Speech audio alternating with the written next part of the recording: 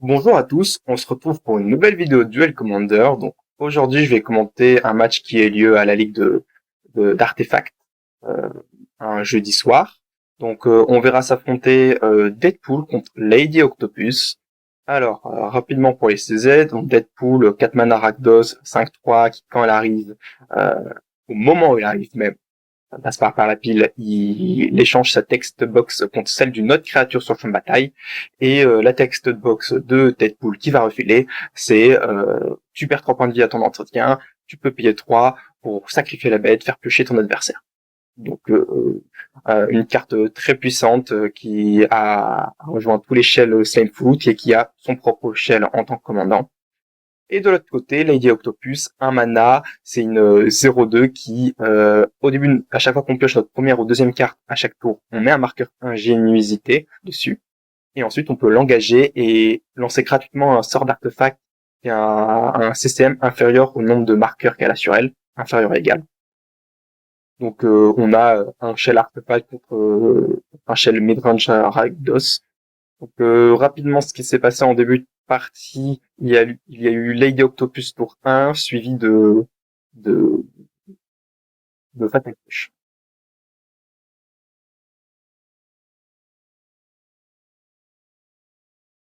Et le joueur de Lady Octopus a toujours 3 landes, alors que celui de Deadpool en a qu'un seul. J'ai l'impression qu'on a gardé cette main parce qu'on avait Fatal Push plus Clean to Dusk, mais malheureusement on n'a pas trouvé de land tout de suite. On en trouve un, je sais pas ce que c'est, mais ok. Et on joue un top. Donc le problème c'est qu'on s'est un peu. Ouais, cette main, elle devait pas être gardable, je suppose, parce que on comptait sur Screen to Dusk, mais on s'est fait contrer, et apparemment t'as le misstep suivi de Manalik. Et le problème, c'est qu'on s'est ralenti pour trouver pour faire Fatal Push sur Lady Octopus, tout ça pour que finalement Lady Octopus arrive avec quand même un marqueur au tour 3. C'est peut-être un keep assez risqué, je sais pas s'il il était en mulligan, mais ça me semblait un peu tricky à garder. On fait un pré-ordain, c'est pas mal, ça va augmenter le nombre de marqueurs sur Lady Octopus. Alors, ça, il y a beaucoup de listes des Lady Octopus. Il y en a qui la jouent vraiment très contrôle avec des contres, et en fait, les finishers, ce sont des artefacts. Il y en a d'autres qui la jouent beaucoup plus artefacts. Il me semble que le shell là joué par le joueur, c'est une shell beaucoup plus artefact, mais j'ai un doute.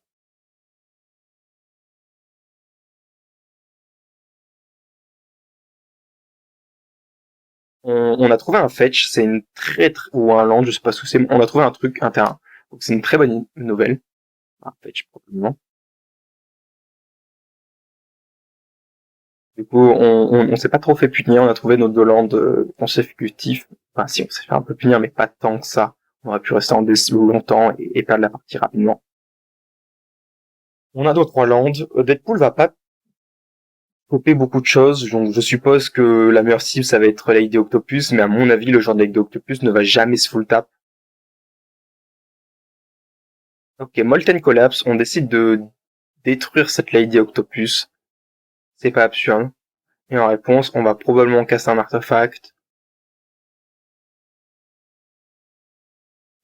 Celui-là, il fait piocher quand il arrive et piocher quand il est sacrifié pour 2. Et quand il est sacrifié, on peut mettre un marqueur stun et engager une bête ciblée. Donc c'est plutôt pas mal, on se fait piocher, donc ça augmente le nombre de marqueurs sur Lady.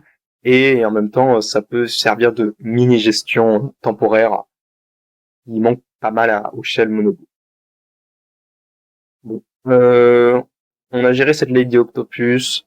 Après, la plupart des shells de Lady Octopus, c'est pas si grave si elle meurt. C'est des decks qui survivent très, très bien à jouer sans leur général. Les générales, ils servent d'accélérateur, ce n'est pas du tout une win en soi. On joue un artefact, celui-là on peut engager un artefact pour un mana. Et on joue, je suppose que c'est, comment ça s'appelle? Fabricate?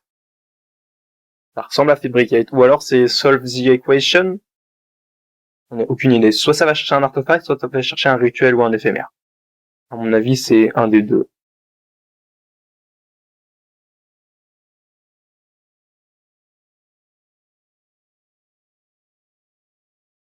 Alors si c'est un artefact, il est plutôt pas mal de prendre Winter Orb. J'ai vu Winter Orb dans sa... Ok, il décide de prendre Painters.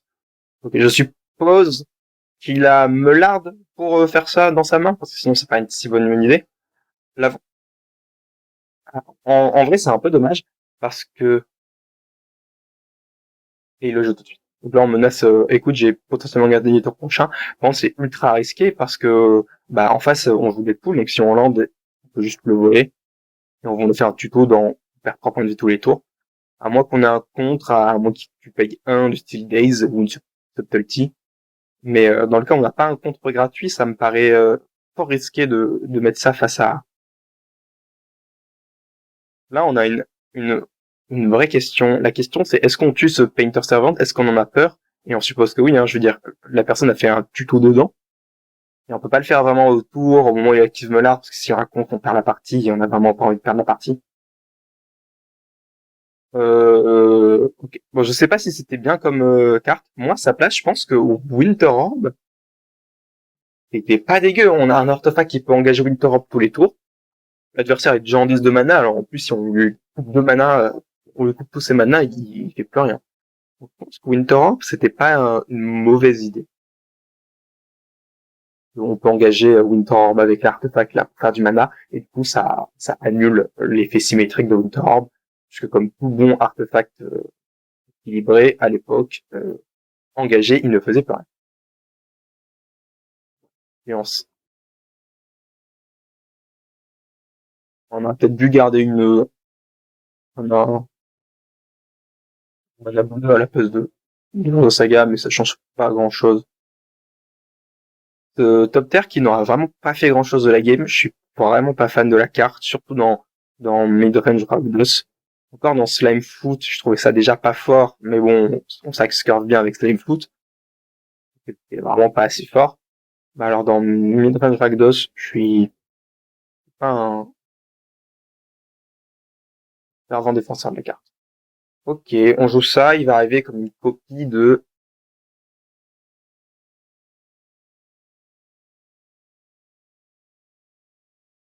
construction, je suppose. L'avantage, c'est si, comment ça va? Théoriquement, l'avantage de ce board, c'est qu'il se prend très très mal Deadpool. Il peut faire Deadpool dessus, mais il tue une bête, mais il fait pas stick les 3 points de vie. Ah, il y a un monde où c'est toxique déluge, là.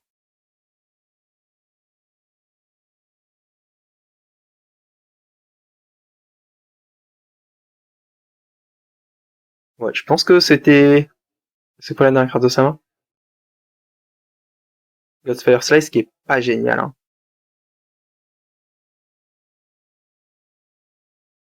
Ah, c'est Ghost Quarter. C'est,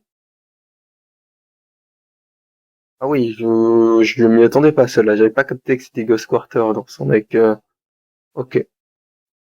Il joue Azusa, normalement, donc, on voit là, les secrets de tech.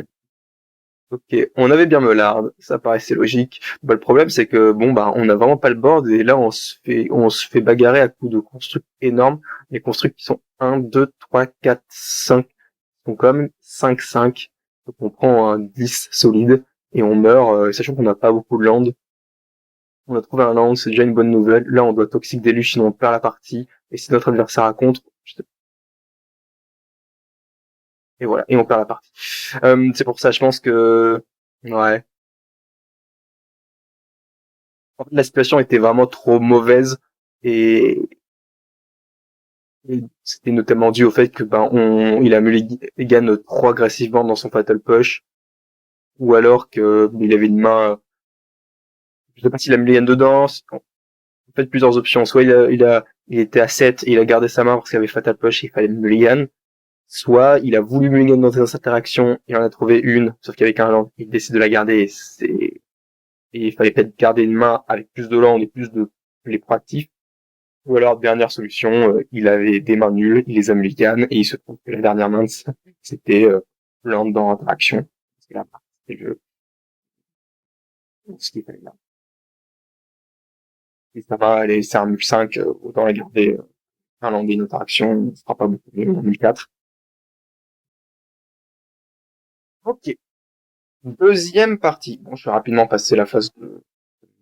Je pense que contre... ouais, c'est ça. Si je regarde bien, il a switch contre Roxa, le genre de Deadpool, et c'est pas étonnant, hein, Deadpool c'est sacrément mauvais quand l'adversaire ne joue pas de bêtes.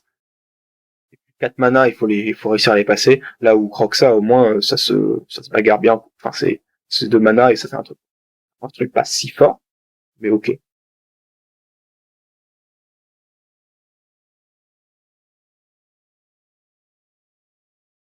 Et chez Rakdos, qui en ce moment ont beaucoup de bons commandants, hein. Enfin, de bons commandants au moins pour Switch. En fait, vous pouvez jouer n'importe quel Shell Rakdos, rajouter Croxa et Deadpool dans votre pack, et contre Art Control, vous switchez contre Croxa et contre si votre deck est pas bien contre Art Control. Et quand c'est miroir mid-range énorme, genre Aragorn, et que vous avez pas un bon match-up, vous switchez dans Deadpool. Et en fait, vous avez une toolbox de commandants qui vous permet de répondre à peu près n'importe quel deck.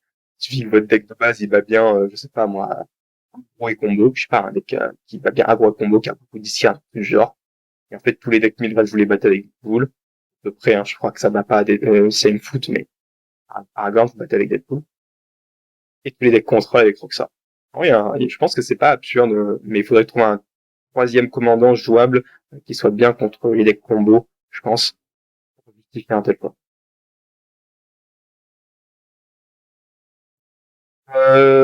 Du coup, j'étais dans mes réflexions et j'ai pas du tout vu ce qui s'était passé. Euh, je- il a joué Spellskite et il s'est pris anti-bet. Et du coup, on décide de faire Croxa. Et on décide de... C'est un piège? Je crois que c'est un piège.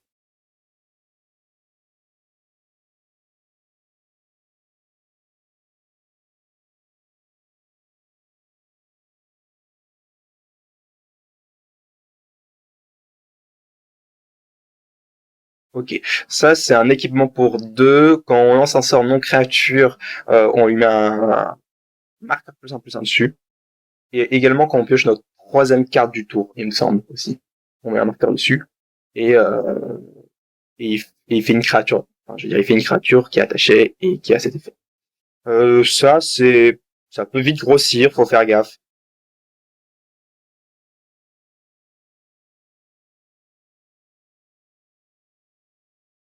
Mais bon, je suppose qu'on n'est pas vraiment inquiet par la pression mise par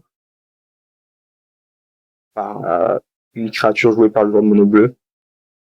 Mono bleu, c'est pas un deck qui agresse beaucoup, on peut se permettre de prendre quelques points. Et si vraiment la créature nous dérange, à la longue, on pourra juste l'anti-bet, parce que tous nos anti-bets sont des blancs. Et sinon, à part viser Lady Octopus, ça sert à rien. Mais là, au moins, on aurait une cible.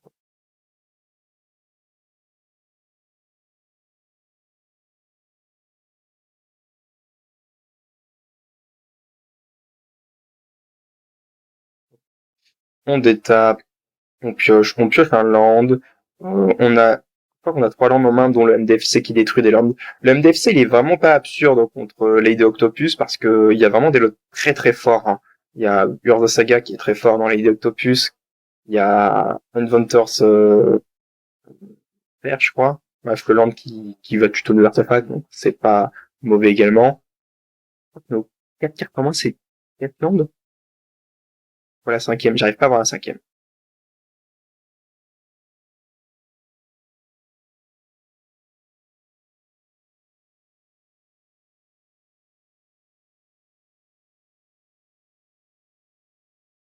Ok. On décide de Ghost Quarter notre propre terrain. Du coup, il arrive sur le champ de bataille, je crois dégagé. Et comme on a pris un mana en pool, ça nous permet de cast Roxa. C'est, c'est plutôt pas mal comme play. Bien fait, bien joué. Plutôt bon play. Filter Orb en main, ça c'est fort désagréable. Ce play nous a coûté un land, mais au moins on peut caster Croxa pendant que le joueur de Mono Bleu est full tap. Et Mono Bleu, ça a vraiment du mal à gérer les créatures. Et Croxa, mine de rien, c'est une très très grosse bête. C'est 6 et qui va taxer la main et qui va faire fondre les points de vie à une vitesse plutôt ahurissante. Ok, on a pioché Urza. Urza, c'est très fort. Ah, c'est con, on a pioché Urza quand on vient de défausser Winter Orb. C'est vraiment dommage. Et on n'a pas de land pour pouvoir faire ce Urza.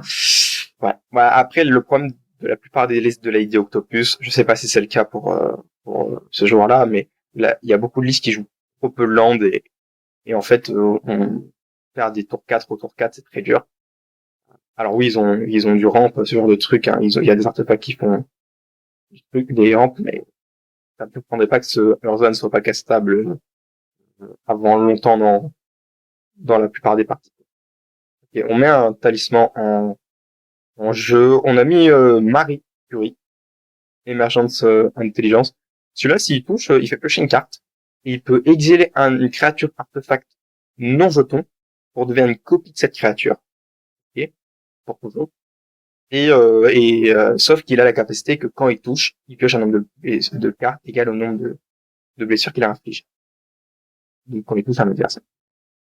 Donc ça, c'est marrant quand on joue des cartes Phyrexian Dreadnought qui pour un c'est une 13-13, on le sacrifie, enfin on l'exile avec une Marie Curie et ensuite on a une Marie Curie 13-13 qui pioche 13 quand il touche. C'est plutôt marrant.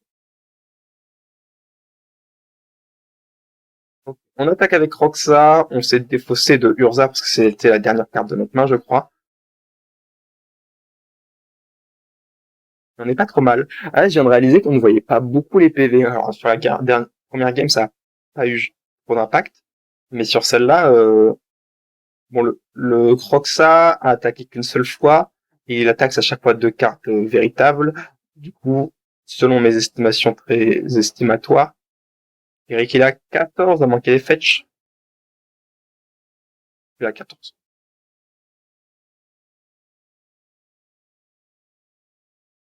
On ne veut pas des 2 cartes qu'on a piochées. C'est un land, faut le jouer, ça change rien, ouais. Et, euh, et on va probablement jouer, ouais, voilà, Lady Octopus qui va servir de... Ah, on l'a landé, mais c'était une mauvaise idée, hein. Une mauvaise idée parce que en fonction de ce qu'on pioche, parce que on aurait pu défausser autre chose on aurait dû probablement attaquer d'abord parce que si ça se trouve au-dessus de notre bibliothèque il y a un bounce on aurait bien été content de bouncer ce croc-ça. Et on a mis 4 dans la tête. On vient de piocher Orkish, donc ça peut peut-être suffire pour le létal, en fonction du nombre de points de vie qui reste.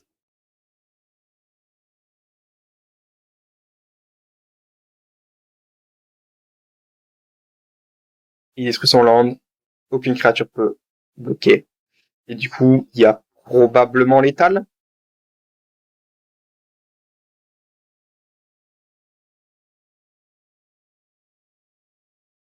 Et voilà. Il y avait létal. Bah, Croxa, quoi. Croxa, c'est pas une trop mauvaise carte en soi, hein. Je veux dire, c'est cancer animé, enfin, quand ça arrive, 4 mana, une C6, oh, c'est violent quand même. Et en fait, le gros problème de Croxa, c'est que si ton tour 2 c'est juste Croxa, bah, c'est sacrément mou. Si t'es un deck agressif et que tu fais juste 2 mana Croxa, un peu rompiche, là où tu voudrais jouer une bête célérité ou une bête qui stick le board, fait de la value, peu importe.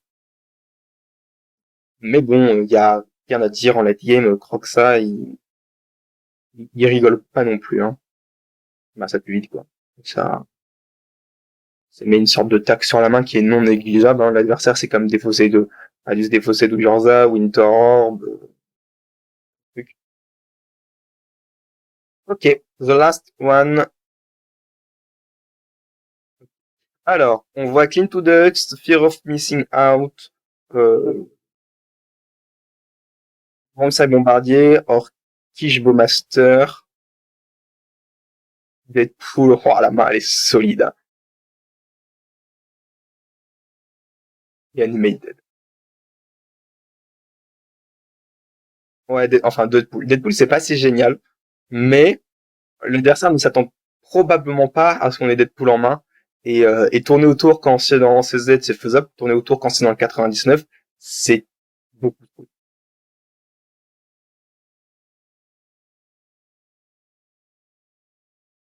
Non, on n'a pas de rouge?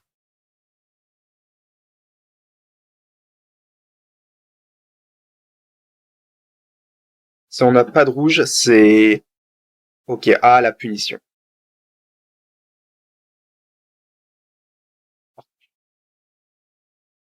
On a une manalik.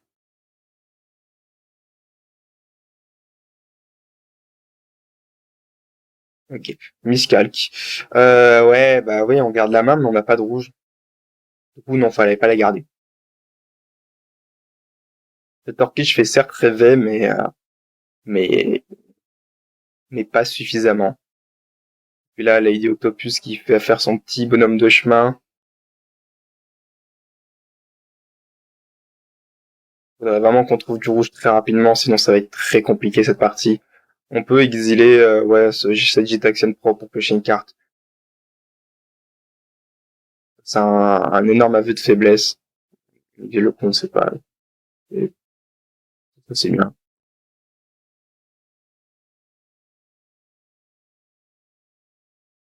Animate Dead. Alors que je veux master. Ok. C'est un play, ok, tiens.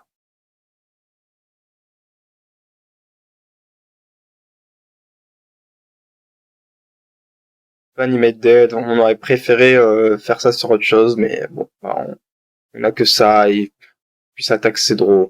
On fait pas pyrokinésie? Je pense qu'il fallait pyrokinésie, hein.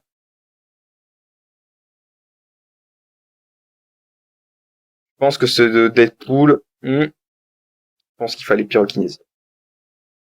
Son tour tant qu'il était, parce que là, s'il commence à faire des gros artefacts, on va vite faire faire la tête, quoi. Et du coup, on l'a fait maintenant. Ok. Ouais, je pense qu'il fallait la faire à l'autre tour. Du coup, ouais. Et là, on va s'en vouloir, hein. Si on joue un artefact à 4 qui est fort, piocher un swamp, c'est vraiment pas de chance. C'est moi, il a pioché au Power Bones. Au Power Bones, c'est une carte jouable. On va pas se plaindre.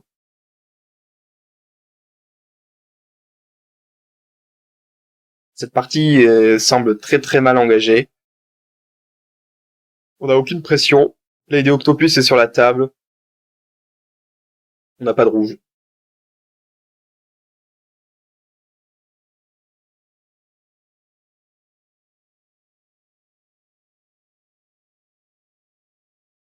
Et on met une, ok, on met une. Il l'avait probablement pas tout à l'heure, sinon il l'aurait joué. Donc ouais, si on avait fait à notre tour, ça on nous serait évité de prendre ça gratuitement.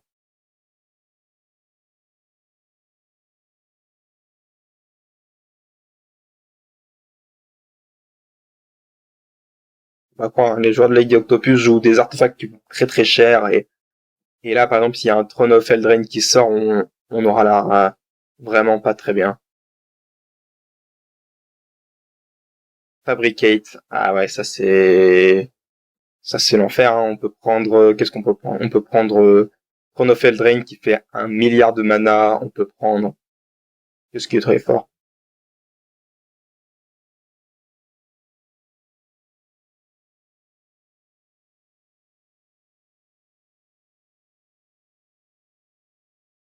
Qu'est-ce qu'on peut prendre? Moi, je sais plus ce que ça joue les listes. Shackles, mais Shackles c'est pas, c'est ok, mais on peut pas l'activer tout de suite. Prends Shackles. C'est pas.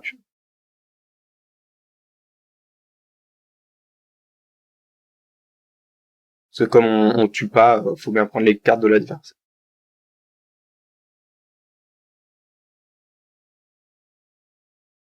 Ah,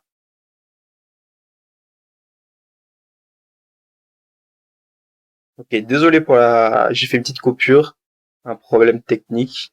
Euh, il a mis Shackles en main. Il est pas obligé il l'a pas lancé tout de suite, mais en même temps il peut le faire quand il veut. Il trouve un land incolore qui peut faire du mana, donc c'est pas le pire. Pour moi, on peut lancer, faire des trucs sympas, quoi. Mais on peut jouer cette Deadpool en sacrifiant cette Orcish ou token.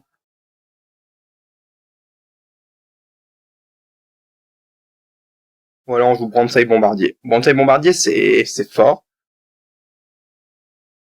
Mais le problème, c'est qu'on peut se le faire voler trop prochain par ce vilain Shackles. Après, l'avantage, c'est que notre Banzai Bombardier, ok, je vois le plan. Pour moi, le plan, il est le suivant. Ce qu'on fait, c'est qu'on fait Banzai Bombardier en sacrifiant un token, peu importe. Ensuite, on attaque, on tue Lady Octopus en sacrifiant le Orkish ou peu importe. Une fois que ça c'est fait, notre adversaire va vouloir Shackles notre Banzai Bombardier. Euh, on dit OK, mais à notre tour, on fait Deadpool, on prend le Banzai Bombardier adverse et on essaye de l'étal. C'est ça le plan. Mais je pense que c'est pas un si mauvais plan. Je sais pas combien il y a de points de vie, mais sachant qu'on va attaquer ce tour-ci probablement, on va mettre quelques points. On aime... Ouais, je pense que c'est pas absurde. Je pense que c'est un plan. Je pense que c'est le meilleur plan qu'on ait actuellement.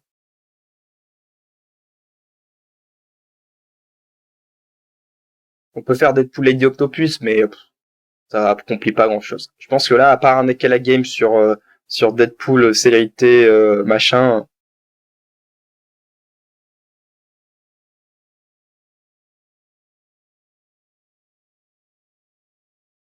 ouais, je suis pas fan du play. Ok, bon, ça change rien, il avait la réponse. Euh,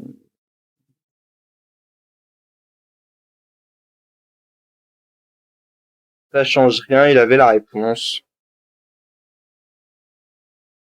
Même si, bon, on aurait gardé un Deadpool, mais enfin, on aurait...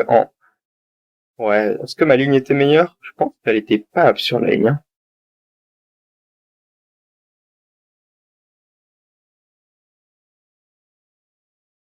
C'est un peu ce qui arnaquait le mieux la game, je pense. Et l'adversaire se prenait 3 à cause du bon, ça bombardier à l'entretien. Euh, et du coup, il aurait pris sacré patate, il aurait pris 5, 6, 7, 8, 9, 10, 11, 12, 12 dans ces eaux-là, je pense. C'était un peu notre... Et en pioche... Alors, le jeu ne veut pas collaborer avec nous, hein. On a pioché noir, noir, noir, noir, noir. Et c'est un peu l'enfer.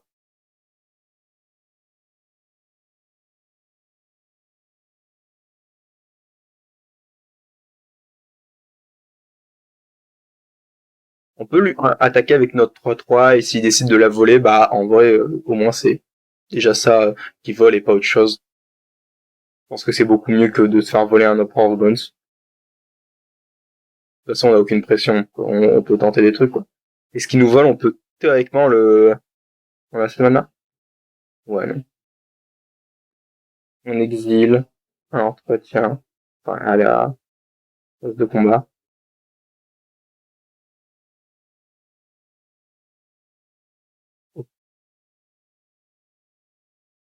Ah, ça c'est...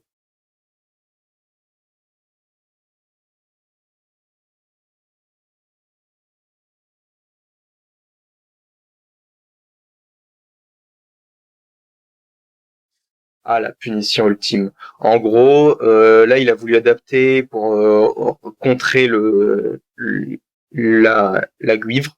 Mais problème, bah, il décide de bouncer l'Emperor of Bones avant qu'il gagne les marqueurs. Pouvoir faire en sorte que juste la subtilité n'arrive jamais.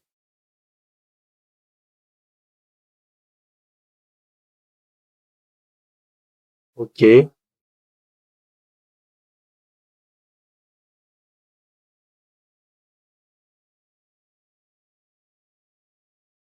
ok, il y a eu un problème dans l'ordre, je suppose.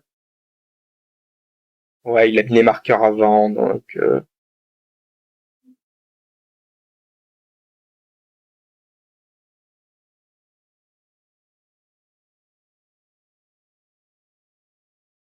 et je comprends pas.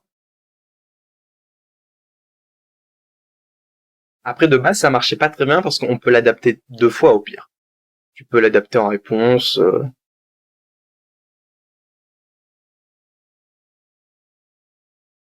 Ok. Il a quand même cast. C'était pas. Fallait probablement pas cast ce cryptic command puisque de toute façon, le joueur de Deadpool peut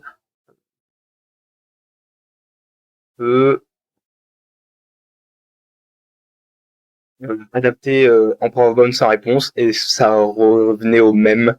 Il a quand même subtilité la guivre. Ah le mur. Bon, on a quand même une guivre on a quand même une guivre à jouer gratuitement. On peut aller chercher un stone, mais ça nous sert pas à grand chose. Un stone ça coûte 7, c'est une de Wincon de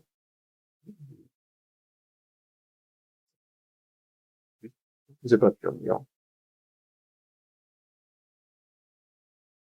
On prend le Prof Bones tout de suite.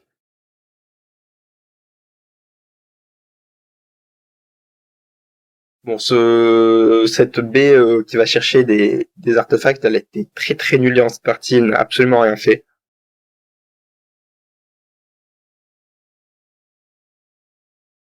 Il a oublié, il aurait pu examiner une carte. Il a mal joué. Voilà, c'est un petit oubli, ça arrive. On peut jouer Bronzeside Bombardier, mais ça nous coûte encore le sacrifice de notre Orcish. Bon, après, il fait pas grand chose cet Orcish.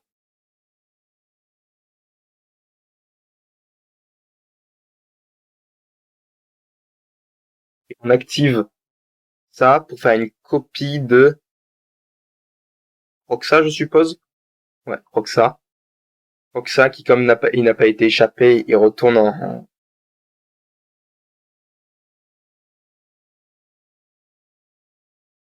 je crois on a pioché un Urborg. C'est vraiment pas de chance. On a pioché que du noir cette game. Et le problème, c'est qu'on essaye de faire la course et l'adversaire a posé une 6-6 lien de vie. Et ça, c'est vrai problème, quoi.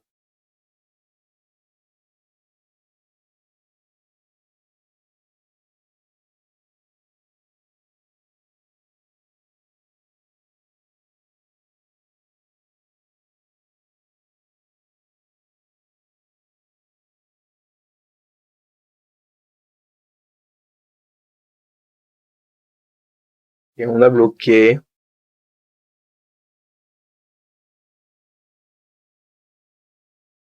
Ouais. Et on a probablement perdu cette partie en ne trouvant aucun rouge. Ouais. Et la main, elle était ambitieuse, hein.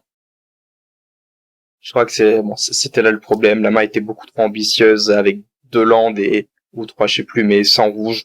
Alors que la moitié de nos cartes de notre main, elles étaient rouges. C'est probablement pas un clip, hein. Même si Orkish Master c'est sympa, mais ça ne l'est pas suffisamment. C'est qu'avec une 3-3, mais ça suffira pas, hein.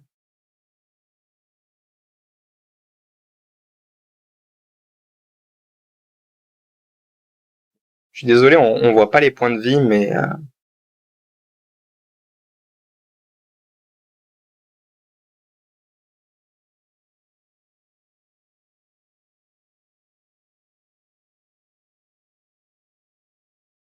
on veut pas jouer cette surboard, je comprends pas. On est déjà joué.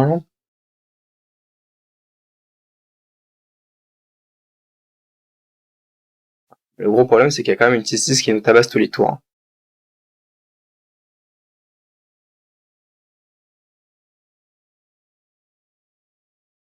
Je vois pas comment on gagne cette partie.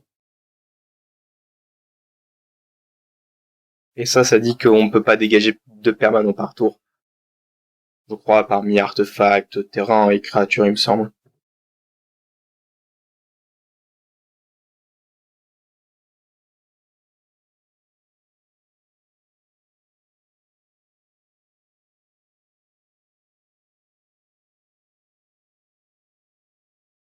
On fait une inquisition. On se bat jusqu'au bout, hein. Pourquoi on cherche? Ouais, Shockwave, de toute façon, ça allait être discard, ça ne change rien.